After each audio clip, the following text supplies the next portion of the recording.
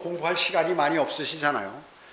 이 성경 공부하실 때 집중해서 하나님의 말씀을 묵상하고 또 성령님께서 여러분에게 더 추가적으로 알려주시는 그러한 내용들을 받으셔야 합니다. 하나님의 말씀을 공부하고 또 설교를 듣고 하는 가운데서 그런 역사가 일어나야 되죠. 그래야 영적으로 성장하게 됩니다. 그런데 하나님의 말씀을 듣는 것조차도 제대로 듣지 못하고 다른 생각하고 있다면 그거는 대단한 마이너스예요. 대단히 영적으로 후퇴하는 것입니다. 3절부터 보겠습니다. 이 3절, 하나님 곧 우리 주 예수 그리스도의 아버지를 송축하리로다. 그분은 그의 풍성하신 자비하심에 따라 죽은 자들로부터의 예수 그리스도의 부활로 인하여 우리를 거듭나게 하사 산 소망을 갖게 하셨으며, 자, 이 3절은 새로운 출생을 언급하는 구절입니다.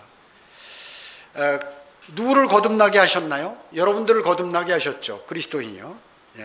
즉 그리스도인인데, 그리스도인이라 하면 유대인도 예수 그리스도를 영접하면 그리스도인이요, 그리고 이방인들도 예수 그리스도를 영접하면 그리스도인이 되는 것입니다. 그래서 한 몸을 이루는 것이죠. 이게 신비죠. 신비입니다.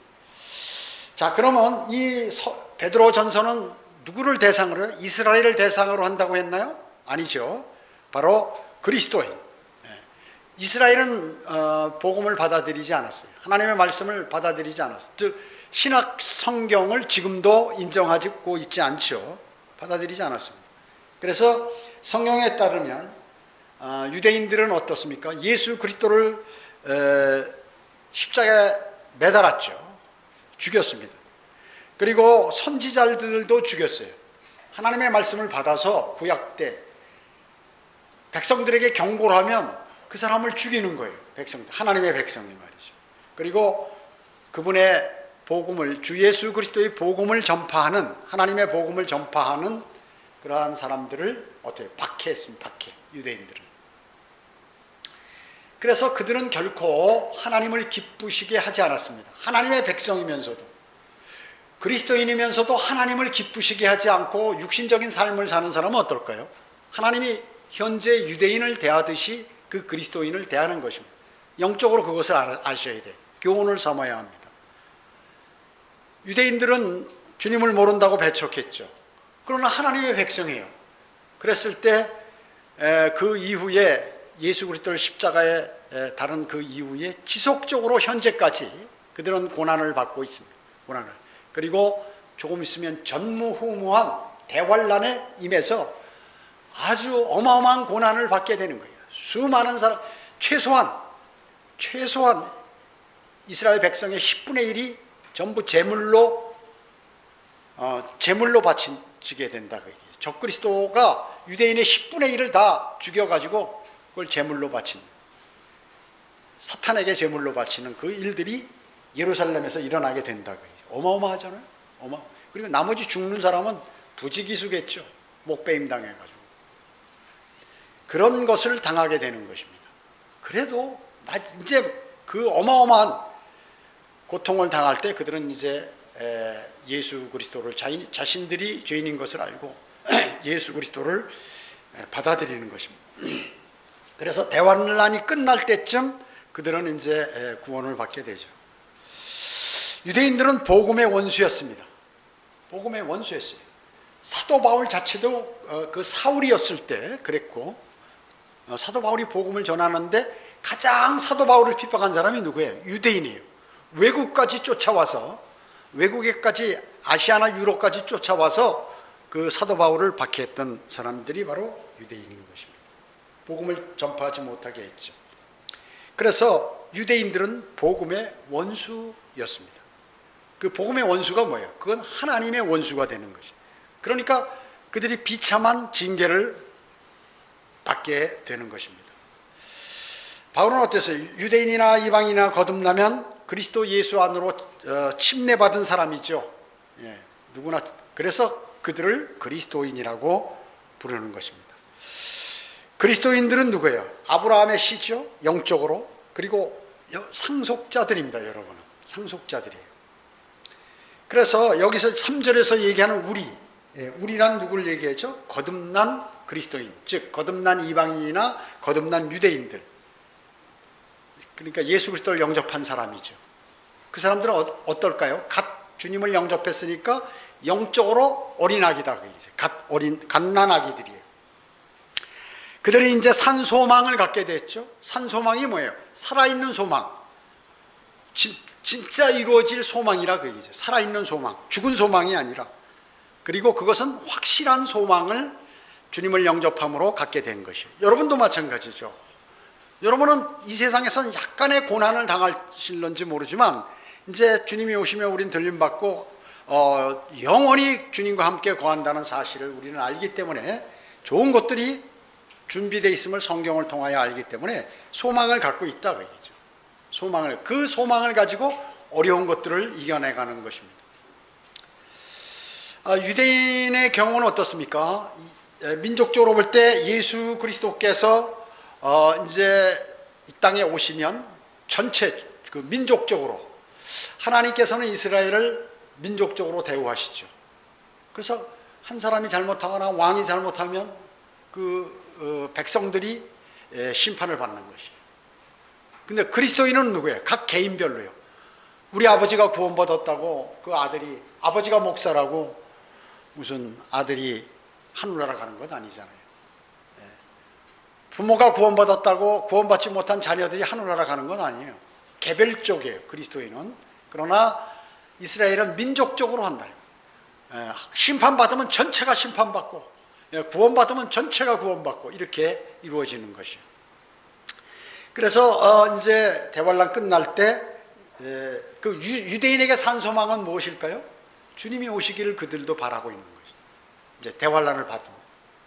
그래서 주님이 이 땅에 지상 재림하실 때 완전히 그들은 그 직전에 들림받거나 이제 구원을 받게 되는 것이죠. 3절에 나온 우리라는 것은 그래서 유대인이 아니다 그 얘기죠. 원래는 이것을 억지로 유대인에게 적용한다고 그러면 주님이 오실 때 그들도 그런 것이 이루어질 수 있다는 것이죠. 산소망이라는 것은 거듭난 모든 사람들의 소망, 즉 외국인들 가운데에서, 타국인들 가운데에서 예수 그리스도를 영접한 여러분들을 얘기하는 것입니다. 여러분들을 얘기하고 그 당시에 구원받은 타국인들을 얘기하는 것이에요. 4절 보겠습니다. 너희를 위하여 하늘에 썩지 않고 더럽지 않고 쇠잔하지 않는 유업을 간직해 두셨으니, 누구예요? 구원받은 그리스도인을 위해서 하늘에 유업이 있다. 우리가 유업하면은 땅에서 이루어지는구나, 천년왕국에서 땅을 할당받는구나, 보통 이렇게 생각하는데 하늘에 있는 유업은 그럼 무엇일까요? 예수 그리스도를 영접하면 모두가 새 예루살렘에서 영원히 살 수 있다는 그 유업이에요. 영원 세계의 유업은 바로 새 예루살렘입니다. 천년왕국 때 유업은 뭐예요? 이 땅에서 통치하는 것. 즉 여러분들이 이제 구원을 받고 주님을 위해서 하는 일들이 있잖아요. 또 주님을 사랑하고 주님께 경배드리고 복음을 증거하고 고난을 이겨내고, 이런 것들에 따라서 주님께서 재림하시면 여러분과 함께 재림 이 땅에 내려오시면 주님께서 땅을 할당해 줘요. 김민주 형제, 너는 복음도 전하고 주님하고 잘 신실하게 주님을 사랑하고 했기 때문에 너는 여기 중국에 심양하고 그 다음에 그 나머지 동북 삼성을 네가 통치해라, 이렇게 얘기하신다고. 그러면 거기 와서 왕이 되는, 면류관 딱 쓰고 왕으로서 통치하는 것이에요. 면류관이 뭐예요? 왕관이죠. 쓰고 통치하는 것입니다.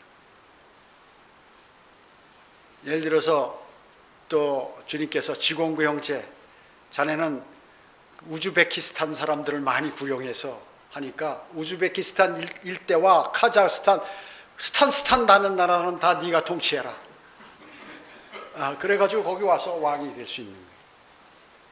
아니면 라이한이 그렇게 할지도 모르죠. 만약에 지공구 형제가 못한다면 라이한.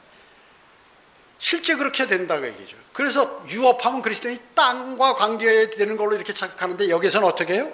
하늘에 썩지 않고 쇠잔하지 하지 않는 그 유업이라는 것은 새 예루살렘에 여러분의 저택들이 어마어마한 큰 금으로 만든 저택들이 있다가 얘기죠. 여러분 갑부입니다. 갑부예요. 갑부예요. 그런 거 만들 수도 없어요. 예. 계집 하나 금으로 못 만드는 우리 인생이에요. 그렇잖아요. 어마어마한 좋은 것들이 거기에 다 준비되어 있다는 것입니다. 새 예루살렘. 자, 그래서 이 하늘에 쇠잔하지 않는 그 유업은 뭐예요? 예수 그리스도를 영접하면 무료로 다 받는 것이고, 그 다음에 천년왕국 때 유업은 뭐예요? 그건 행위로 구원받는 것이. 여러분들이 이 땅에 있을 때 얼마나 주님을 위해서 어떤 일을 헌신했는가 하는 그것에 비례해서 보상해 주신다고 성경은 말씀하고 있죠. 5절 보겠습니다. 너희는 마지막 때에 나타내려고 예비하신 구원을 얻기 위하여 믿음으로 말미암아 하나님의 능력으로 보호받고 있느니라, 이렇게 말씀하셨습니다. 이것은 재림과 관련된 구절이라고 볼 수 있죠. 예. 마지막 때에 나타내려고 예비하신 구원. 여러분 아직 여러분의 영혼은 구원받았지만 이 몸은 아직 구원받지 못했죠. 예. 그것이 이제 주님이 오시면, 주님이 나타나시면 완벽하게 이루어지는 것입니다. 그래서 그때까지 하나님의 능력으로 여러분은 어떻게 보호받을 수 있다. 그런데 이 말씀을 믿지 않고 하나님께서 나를 보호하시는가? 하나님은 내 기도를 들어주시는가? 이렇게 의문해서는 안 된다고 얘기죠. 주님께서 여러분들을 확실히 주님 오실 날까지 보호해 주시겠다는 거죠. 자, 이런 것들이 보호받을 수 있는 게 어떤 경우에 보호받을 수 있나요? 성령 충만할 때예요. 이것은 내가 지금 주님하고의 관계가 원활하게 이루어질 때. 그렇지 않으면 어떻게 되나요? 주님으로부터 징계를 받죠. 자녀로서 받는. 그러니까 주님의 아들이지만, 하나님의 아들들이지만 그러한 삶을 제대로 살지 못할 때 어떨까요? 이 세상에서 살 동안 주님의 징계를 받게 된다 그 얘기죠. 사업이 망한다든지, 내 뭐 병이 들어버린다든지, 아니면 자녀에게 크나큰 무슨 문제가 생긴다든지, 그 다음에 나에게도 곤란함이 생긴다든지, 직장 일터나 이런 데서 상사와 싸우게 되고 뭐 여러 가지 문제가 생겼고 일들이 지속적으로 일어나는 거예요. 그래서 주님께서 그래서 우리에게 모든 것을 혜택을 다 주셨고 보호해 주시겠다 그러는데 그걸 안 믿고 그냥 자기를 믿으면서 이 세상을 살아가는 그리스도인, 위험천만한 그런 그리스도인은 뭐라고요? 아프리카 이 초원에서 말이죠. 초식 동물들이 무리로 사는데 떨어져 가지고 별도로 사는, 그 별도로 풀 뜯고 있는 그런 초식 동물과 같다고 얘기죠. 그냥 맹수가 와서 덮치는 것과 같다는 것이에요. 그것을 성경 곳곳에서 말씀하고 계세요. 그것을 잘 아셔야 돼. 여러분이 하나님의 말씀을 안다는 게 뭐예요? 그런 걸 안다는 거예요. 믿음이 좋다는 게 뭐예요? 바로 그것을 확실하게 자기 손에 딱 마음속에 간직하고 믿는 그 사람이 믿음이 있는 사람이라고 해요. 마음에 간직했으면 어떻게 해요? 몸이 따라주겠죠. 말이 그렇게 나오게 되고, 그래서 마음에 있는 것을 여러분이 말하게 되고 마음에 있는 대로 행동하게 되는 것이에요. 그래서 내 멋대로 살아가는 사람은 그냥 그런 대로 그냥 그렇게 살아가고, 하나님께서 어때요? 놔둬버리시죠. 절대 너 일로 와라 하고 막 하나님의 애타게 쫓아가지 않으셔요. 놔둬버리는 거예요. 그게 문제라고 얘기죠. 누가 알려줘야 되는데 그냥 놔두시기 때문에 안 알려주시는 거예요. 내가 스스로 그것을 해야 된다는 것이죠. 그것을 여기서 보호받고 있다. 하나님의 능력으로. 6절에 그러므로 필요하다면 너희가 여러 가지 시험으로 잠시 슬퍼할 수밖에 없지만 그것을 크게 기뻐하는 것은, 이것은 바로 구원받고 거듭난 그리스도인에게 적용되는 말씀이에요. 그래서 여러 가지 시험으로 그리스도인이 잠시 힘들고 슬퍼할 수 있어요. 어려움을 당하죠. 그리스도인이 왜 안 당합니까?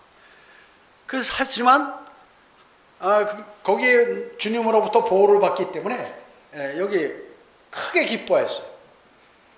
그러니까 그리스도인은 성령의 열매 가운데서 기쁨이 있죠. 그 기쁨이란 건 뭐예요? 무엇이 잘 형통해서 기쁨이 아니라 고난 가운데서 받는 기쁨이에요. 여러분 고난 가운데 있는데 주님의 위로를 탁 받으면요, 이거는 세상에 그렇게 마음이 편할 수가 없어요. 그걸 아마 경험해 보신 분들이 있을 거예요. 그러나 그것을 경험해 보지 못했으면 크나큰 것을 잃어버려요. 멸류관을 던져버린 것이. 멸류관을 던져버려. 그러니까 어떤 사람은 고난받아도 기쁨을 누리지 못하고 고난이 끝나버려요. 근데 어떤 사람은 고난받을 때, 어려울 때 마음의 기쁨과 화평을 누리는 사람이 있어요. 그것은 멸류관하고 직결이 되는 거예요. 멸류관하고 직결이 되는 것이에요. 그럼 그 사람의 말이나 행동이 어떻게 나올까요? 주님께 감사를 하죠. 감사를 드리는 거예요. 그리고 자기 생활이 뭐예요? 힘이 나요. 사람들이 어떻게 고난을 당하고 힘들고 하면 처지죠. 절대 그렇지 않다고 얘기해요. 고난 가운데서도 힘이 탁 나오면서 주님을 찬양하고 힘이 나고, 그러니까 모든 게 영혼 몸이 잘 돌아가는 거예요. 아주 윤활유 치듯이 잘 돌아가서 뭔가 상쾌해. 여러분, 나이가 들어서 건강한 게 뭐예요? 걸음을 사뿐 잘 걸으면 그 사람은 100세 넘도록 사는 거예요. 걷는 것이 힘들면 어렵죠. 그래서 인간에게 가장 먼저 오는 게 이 다리부터 어려움이 오는 거예요. 그렇기 때문에 영적인 것도 마찬가지죠. 여러분이 영적으로 강성할 때 어떻습니까? 모든 게 잘 이루어지고 고난과 슬픔 가운데서도 기쁨을 누리는 그러한 사람이에요. 그러니까 특이한 사람이 되는 거예요. 독특한 백성이에요. 그래서 그것을 갖지 못하는 사람은, 그것을 경험해 보지 못한 사람은 맨날 믿음이 자라지 않고 거꾸로 퇴보해요. 그래서 여러분이 가장 중요한 것은 고난의 학교에서 잘 배워야 돼요. 고난받을 때 잘 주님을 섬겨야 돼요. 그리고 담대하게 싸워서 이겨야 돼요. 그 고난을 통과해야 돼요. 고난을 피하는 게 아니라 이렇게 관통해야 된다. 통과해야 되는 거죠. 그것이 바로 영적 전쟁이라는 거죠. 그래서 여기 거듭난 그리스도인은 크게 기뻐하는데 잠시 슬퍼할 수밖에는 없어요. 힘들어서. 그럼에도 구원으로 인한 산 소망을 갖고 있기 때문에 기뻐한다는 것입니다. 그리스도인들은 이 땅에 살면서 아주 상반된 삶을 살고 있어요. 그러니까 기쁨과 슬픔이 공존하고 말이죠. 그리고 기쁨 중에도 그러기 때문에 슬픔이 또 있고, 마음에 한구석에. 그뿐만 아니라 여러 가지 고난 가운데서도 기쁨이 있고, 여러 가지 시험이 닥치는데도 필요하다면, 여러분에게 시험이 닥치는데 그 시험을 잘 이겨나간다 그 얘기죠. 자, 그리스도인에게는 반드시 시험이 필요합니다. 여러분, 고등학생이 대학 가려면 뭘 봅니까? 시험을 보죠. 그 시험에 합격하면 못 들어가는 것이에요. 과거에는 부조리가 많을 때 돈 주고 들어가는 사람도 있었지만 어려워요. 지금은 그렇게 했다가는 다른 사람이 그거 반드시 해서 처벌받으니까 안 하는 거예요. 옛날에 기여 입학제가 있었어요. 예를 들어서 등록금이 뭐 한 100만 원이다, 한 5천만 원이나 뭐 1,000만 원 이렇게 내면 학교 그냥 들어가는 거예요. 기여 입학제라고요. 허가를 했죠. 그것을. 그러나 이제 실질적으로 고난을 당해보지 않게 되면 그것을 다음에 그거보다 강한 고난이 오면 반드시 쓰러져서 주님으로부터 멀어지게 되는 것이거든요. 여러분, 고린도후서 6장 7절 한번 찾아보세요. 고린도후서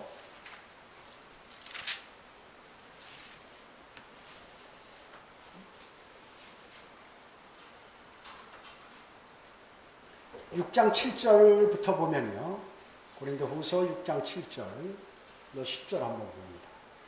진리의 말씀과 하나님의 능력과 오른손과 왼손에 든 의의 병기로서 영광과 오욕으로서 또 악평과 호평으로서 그리하였고, 속이는 자들 같으나 진실하며 이름 없는 자 같으나 유명하고 죽은 자 같으나 보라 우리가 살아있으며 매를 맞으나 죽지 아니하였고 슬퍼하는 자 같으나 항상 기뻐하며 가난한 자 같으나 많은 사람을 부요하게 하고 아무것도 없는 것 같으나 모든 것을 가졌느니라. 이게 그리스도인이라고 얘기죠. 바울이 진술한 아주 그 그리스도인의 삶이 바로 이거예요. 그래서 여러 가지 상반된 그러한 삶을 살고 있는 특이한 사람이라고 얘기죠. 7절은 뭐예요? 7절. 진리의 말씀과 하나님의 능력과 오른손과 왼손에 든 의의 병기로서. 여러분은 하나님의 전신갑옷을 입고 하나님의 능력으로 하나님의 말씀을 전파하죠. 8절은 뭐예요? 8절. 영광과 오욕으로 또 악평과 호평으로써 그리고 그리하였고 속이는 자 같으나 진실하며. 여러분을 어떤 사람은 존경하는 사람이 있는 반면에 여러분을 아주 비하하고 욕하는 사람들이 있어요. 있는 것입니다. 그러나 만약에 겉으로 존경한다고 그러면 그거 주의해야 되죠. 여러분 다른 사람을 겉으로 존경하면 그 사람을 주의해야 돼요. 항상 그냥 형식상으로 뭐 존경하는 것처럼 하면 그 사람은 언제나 문제를 일으킬 사람이에요. 그러나 여기서 악평과 호평으로 뭐예요? 여러분을 험담하는 사람들과 여러분을 칭찬하는 사람들이 있어요. 여러분 우리가 유튜브 설교나 무슨 뭐 이렇게 다 성경대로 믿는 사람들 목회자들이 올려놓으면 어떤 사람은 말이죠, 더러 어떻게 저렇게 남의 욕을 하고 다른 종교를 비판하냐고 그래가지고 거기다 아주 기분 나빠하는 사람들이 있어요. 처음에 보니까 좋은 얘기인지 하고 들어왔다가 자세히 들어보니까 자기를 욕하니까 기분 나빠서 나가면서 욕하고 나가는 사람들이 별별 사람이다. 어떤 사람은 이때까지 들여보지 못한 하나님의 위대하신 말씀인데 이래가지고 감화 감동받는 사람, 그리고 생이 변화되는 사람이 있어요. 다 이렇게 돼 있어요. 어떤 사람은 욕하고 있지만 어떤 사람은 정말 주님을 만나게 되고 또 거듭나게 되고 구원받게 돼서 그 기쁨을 감출 수 없는 그러한 사람도 있다. 속이는 자 같으나 진실하며. 여러분은 타인들에게 진실을 말하죠. 진리를 말합니다. 그리고 정직하지만 모든 사람들이 여러분을 그렇게 보지 않아. 야, 저거 종교 사기꾼 같다, 무슨 이단 같다, 이상하게 말이야 들어보지 못한 예수 그리스도 십자가의 지옥을 얘기하고 그런 소리 한다, 이렇게 얘기하는 사람도 있죠. 그래서 이 모순된 두 가지가 여러분에게는 공존한다, 그 얘기죠. 그것을 여기서 말씀하고 있는 것이에요. 다시 베드로전서로 가셔가지고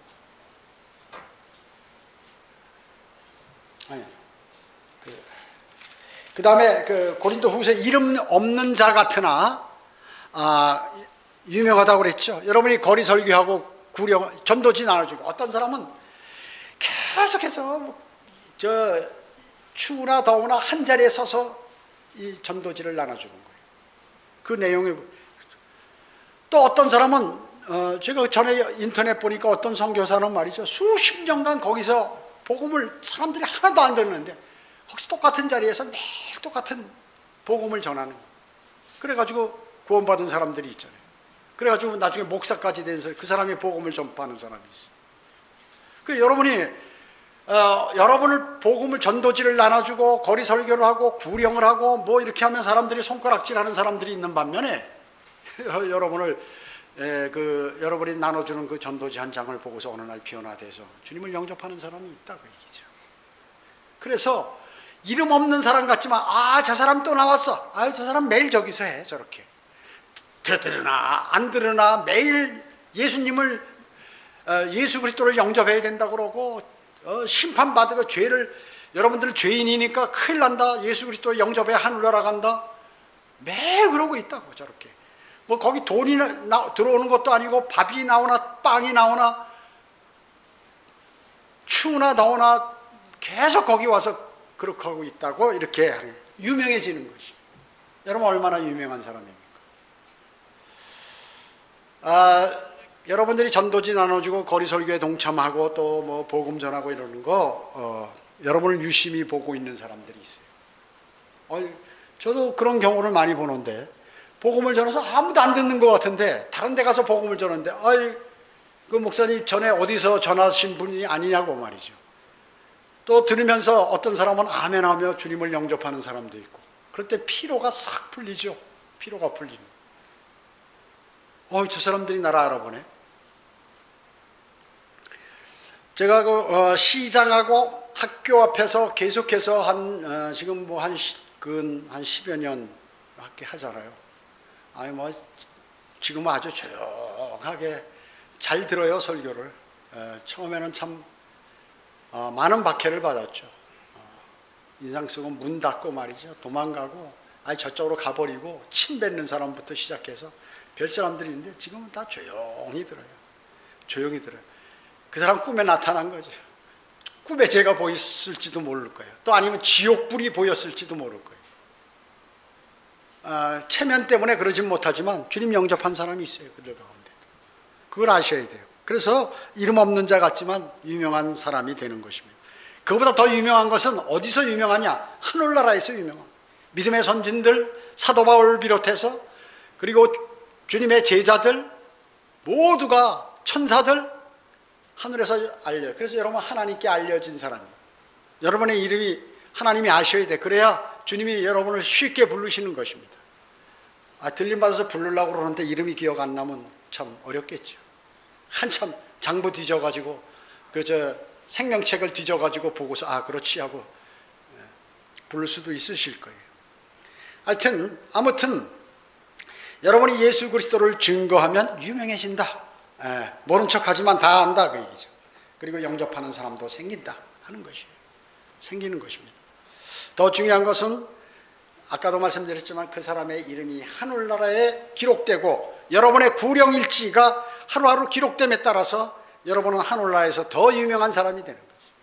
더 유명한 사람이 되는 것이죠. 영원 살 것을 얼마나 많은 재산을 쌓는 것이에요. 현명한 사람이죠.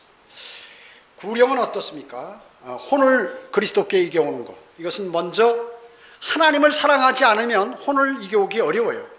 아무나 못하는 것입니다. 여러분이 열심히 복음을 전한다는 것은 뭐예요? 여러분이 그만큼 하나님을 사랑하기 때문에 그런 것이에요. 하나님을 사랑하기 때문에. 고린도전서 8장 3절에 만일 누구라도 하나님을 사랑한다면 그분께 알려진 사람이라 이렇게 말씀합니다.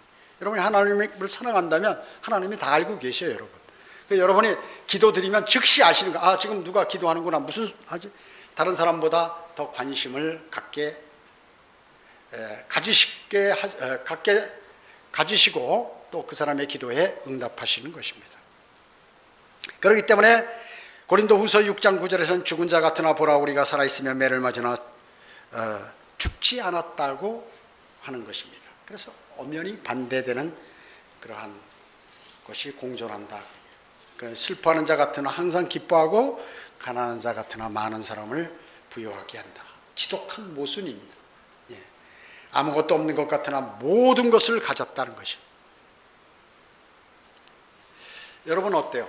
지금 돈을 많이 갖고 있는 갑부들 있잖아요. 세계 10위권 안에 드는 갑부들 어마어마하게 많죠. 중국에도 많이 있고 미국에도 많이 있고 갑부들 많이 있습니다. 자, 그러면 그 사람이 자기가 벌은 그 돈을 다 쓰고 이 세상 갑니까? 아니에요. 전혀. 우리보다도 더 못 쓰고 일찍 죽어버려요, 그 사람들. 왜? 너무 신경을 많이 썼기 때문에 돈에 관해서. 장수하지를 못하는 것이죠. 그리고 그 돈을 다 놔두고 그냥 쓰지도 못하고 죽는 거예요. 우리는 어때요? 한 달에 벌면 한 달에 버는 것을 몽땅 다 쓰고, 여러분들, 몽땅 다 쓰고, 다음 달 벌면 또 몽땅 다 쓰고, 이렇게 잘 쓰잖아요. 여러분 돈 잘 쓰셔야 돼.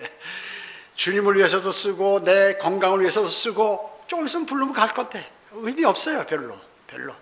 이것저것 생각해서 막 고민하고 해봐야 아무 소용 없어요. 오늘 갑자기 그냥 죽으면 끝나고 주님이 부르시면 또 끝나는 것이에요. 그거 다 놓고 가는 것입니다.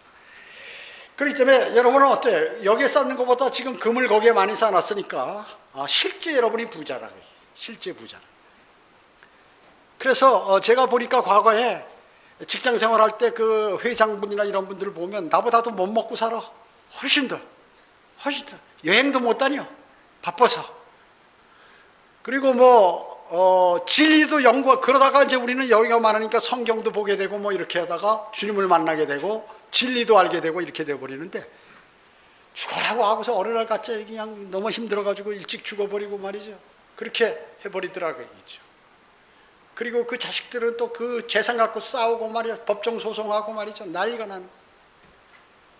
그러다 또 그 아들도 죽어버리고. 그러니까 의미가 없는 거예요.